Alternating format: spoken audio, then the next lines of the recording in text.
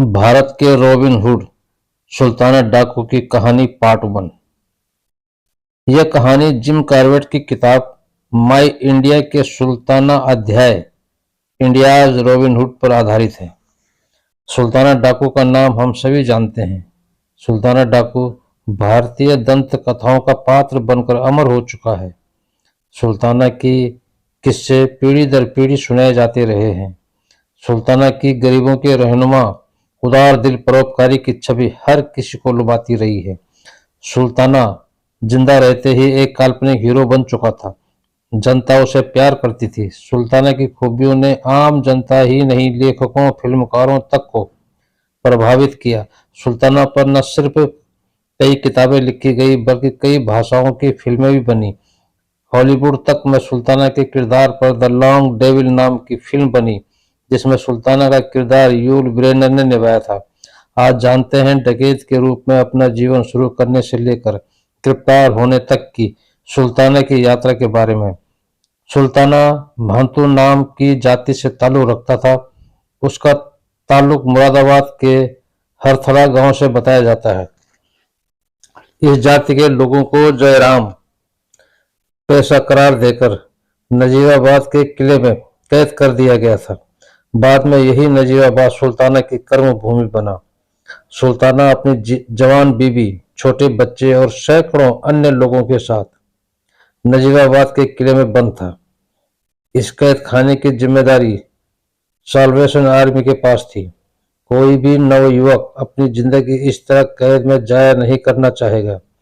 लिहाजा तंग आकर एक रात सुल्ताना किले की मिट्टी की दीवार फांदकर भाग गया और जंगल के अंधेरे में खो गया। फरारी के 1 साल बाद ही सुल्ताना ने बंदूकों से लैस अपने जैसे 100 अन्य लोगों का एक बड़ा गिरोह बना लिया। इस गिरोह ने पूरब में गोंडा से लेकर पश्चिम में सहारनपुर तक अपना डकैती का साम्राज्य कायम कर रखा था। कभी कभार यह गिरोह पंजाब जाकर भी डकैती डाला करता था। आमतौर पर तराई और भावर के जंगलों में छिपा यह गिरोह रोज अपना ठिकाना बदलता था। सरकारी दफ्तर में सुल्ताना और उसके गिरोह के किस्सों की मोटी फाइलें मौजूद थी। सुल्ताना ने 17 साल की उम्र में डकैतियां डालना शुरू किया और 23 साल का होते होते वो अंग्रेजों के लिए खौफ का पर्याय बन चुका था। लेकिन नजीबाबाद के गरीब लोगों का वह हीरो था। तराई और भावर के इस इलाके में सुल्ताना ने अपनी सल्तनत कायम की थी। वह कुमाऊं कमिश्नर पर्ची विंडहेम के जिम्मे था। इस इलाके को सुल्ताना की दहशत से छुटकारा दिलाने के लिए पर्ची ने पुलिस अफसर फ्रेडी यंग को भेजने की मांग सरकार से की। फ्रेडी यंग बेहतरीन पुलिस अफसरों में गिना जाता था और उसे कुछ साल संयुक्त प्रांत में नौकरी करने का अनुभव भी था। सरकार ने सुल्ताना को पकड़ने के लिए स्पेशल डकैती पुलिस फोर्स गठित करने की भी इजाजत दे दी। फ्रेंडी को इसका सुप्रीम कमांडर बनाकर अपनी पसंद के जवान फोर्स में भर्ती करने की भी छूट दी गई।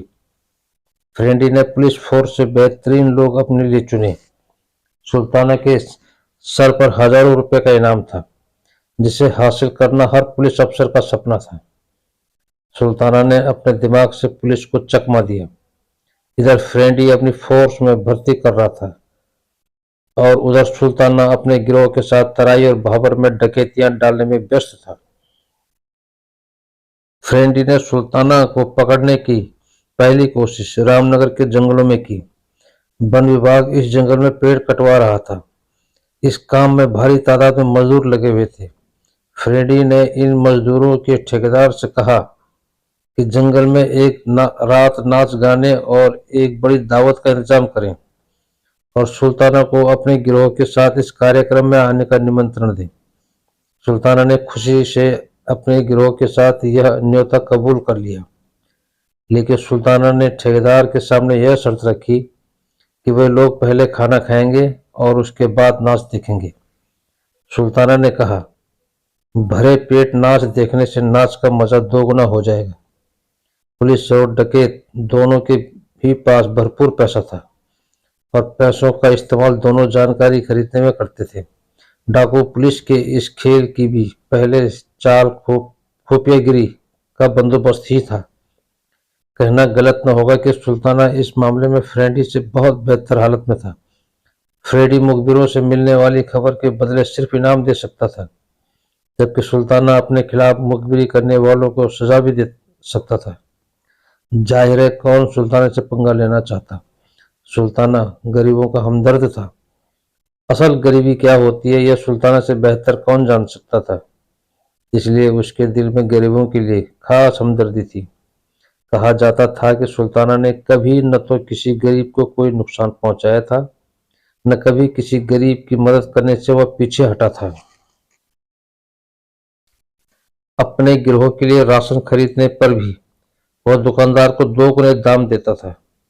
सुल्ताना जिस इलाके में भी डकैती डालता, माल लूट कर उसका बड़ा हिस्सा वहां के गरीबों के बीच बंटवा देता था। साहूकारों और जमींदारों के हाथों लुटते गरीब लोग उसकी लंबी उम्र की दुआएं मांगते, और इसी परोपकारी चरित्र की वजह से हजारों लोग उसके आंख कान का काम करते थे। कई पुलिस वाले भी सुल्ताना के भरोसेमंद मुखबिर थे।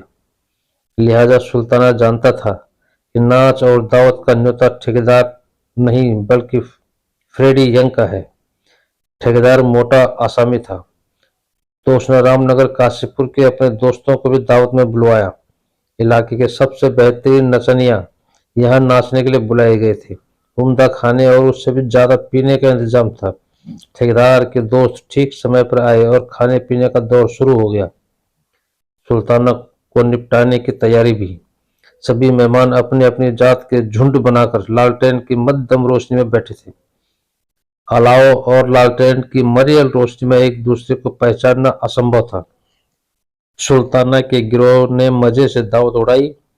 जब दावत खत्म होने लगी तो सुल्ताना अपने मेजबान को आड़ में ले गया और उसका शुक्रिया अदा करते हुए कहा कि हमें बहुत दूर जाना है, सो हम नाच देखने के लिए नहीं रुक सकेंगे। जाने से पहले सुल्ताना ने एक दरख्वास्त की और की कि जाहिर है सुल्ताना की दरख्वास्तें कभी नामंजूर नहीं होती थी। दरख्वास्त यह थी कि हमारे जाने के बाद भी नाच गाना बदस्तूर चलता रहना चाहिए। उधर पहले से तय था कि नाच गाने की शुरुआत में बजने वाला ढोल फ्रेंडी यंग और फोर्स के लिए सुल्ताना पर हमला करने का संकेत होगा। पुलिस वालों की एक दूसरी टुकड़ी जंगल जात के गार्ड की कमान में तैनात थी। इस टुकड़ी का काम हमले से बच जाने वाले डकैतों का रास्ता रोकना था, लेकिन यह टुकड़ी खुद अपना रास्ता भटक गई और सारी रात जंगल में भटकती रही। वैसे फॉरेस्ट गार्ड को रास्ता भटकने की जरूरत नहीं थी, क्योंकि ढोल बजने से काफी पहले ही चतुर सुल्ताना वहां से निकल चुका था। यह अलग बात है कि फॉरेस्ट गार्ड को उसी जंगल में सुल्ताना के साथ रहना था, इसलिए उसने रास्ता भटक जाने की चतुराई दिखाई। लिहाजा जब यंग की टीम मौके पहुंची तो उनकी मुलाकात बेहद डरी हुई नचनियों और साजिंदों से हुई।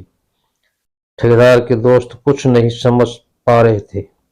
रामनगर के जंगलों से पुलिस को चकमा देकर सुल्ताना पंजाब पहुंचा और वहां कुछ डकैतियों का अंजाम दिया। कुछ ही लाख के जेवरात लूटकर सुल्ताना जल्द ही संयुक्त प्रांत लौट आया। दरअसल पंजाब में घने जंगल नहीं थे और बगैर जंगलों वाले इलाके में सुल्ताना जल बिन मछली से महसूस करता था। पंजाब से लौटते सुल्ताना के लिए गंगा नहर पार करना जरूरी था, और यह बात अंग्रेज पुलिस जानती थी। गंगा नहर पर 4 मील पर बने हुए पुलों पर पुलिस का सख्त पहरा था। सुल्ताना ने नहर पार करने के लिए ऐसा पुल चुना जिसमें पहरा नहीं था। इस पुल पर पहरा न होने की खबर उसे अपने वफादार मुखबिरों से मिली। सुल्ताना के गिरोह का उसूल था कि किसी औरत के साथ बेअदबी न हो। जब सुल्ताना पुल पार पहुंचा तो उसे शहनाई और ढोलक की आवाज सुनाई दी। पास के ही गांव में एक पैसे वाले व्यक्ति के बेटे की शादी हो रही थी। यह आवाज वहीं से आ रही थी। सुल्ताना मुखबिर की मदद से उस गांव में पहुंच गया। बाराती और घराती सभी गांव के बीचों बीच बड़े से मैदान में इकट्ठा थे। वहां की तेज रोशनियों के बंदोबस्त में लोगों ने सुल्ताना को आसानी से पहचान लिया और लोगों में हलचल हुई। सुल्ताना ने लोगों से कहा कि वे आराम से बैठे रहें। उसने यह भी कहा, जो मैं कहूँगा अगर वो किया जाएगा तो किसी को डरने की जरूरत नहीं है। उसके बाद सुल्ताना ने गांव की मुखिया और लड़के के पिता को बुलाया। जब वे दोनों आए तो सुल्ताना ने कहा कि यह तोहफे लेने और देने का मौका है। गांव के मुखिया से उसने खुद के लिए मुखिया की नई बंदूक मांगी और अपने साथियों के लिए 10,000 रुपये। दोनों तोहफे तत्काल सुल्ताना को दे दिए गए। सभी मेहमानों को खुदा हाफिज कहकर सुल्ताना वहां से चला गया। लेकिन सुल्ताना को यह मालूम नहीं था कि उसका दायां हाथ माने जाने वाला पहलवान नाम का डकैत दुल्हन को ही अगवा कर लाया है। अगले दिन सुल्ताना को इसकी भनक मिली। सुल्ताना के गिरोह में यह उसूल सख्ती से लागू होता था कि कोई किसी औरत के साथ बेअदबी से पेश नहीं आएगा। लिहाजा सुल्ताना ने पहलवान पर खूब लानतें भेजी और उसे बुरी तरह डांट फटकार कर दुल्हन को पूरे सम्मान के साथ वापस छोड़ आने को कहा। दुल्हन उठा लाने की नाकाबिले माफी गलती के हर्जाने के तौर पर दुल्हन के साथ ढेर सारे तोहफे भी भेजे गए। काफी मेहनत और गाने जाने के बढ़िया इंतजाम की वजह से धीरे धीरे फ्रेंडी यंग को सुल्ताना पर दबाव डालने में शुरुआती कामयाबी मिलनी शुरू हो चली थी। इस दबाव से बचने के लिए सुल्ताना अपने गिरोह के साथ पूर्वी सरहद पर बसे पीलीभीत की तरफ चला गया। दोस्तों, कहानी लंबी होने के कारण इस कहानी का सेकंड पार्ट मैं कल सुबह 10 बजे यूट्यूब पर डालूंगा। उम्मीद है इसके सेकंड पार्ट का आनंद आप कल जरूर लेंगे। इसलिए चैनल को सब्सक्राइब जरूर करें, क्योंकि जब मैं यूट्यूब पर सेकंड पार्ट अपलोड करूंगा तो उसका नोटिफिकेशन आपको मिल जाएगा। तब तक अपना ध्यान रखें, खुश रहें। जय हिंद, नमस्कार।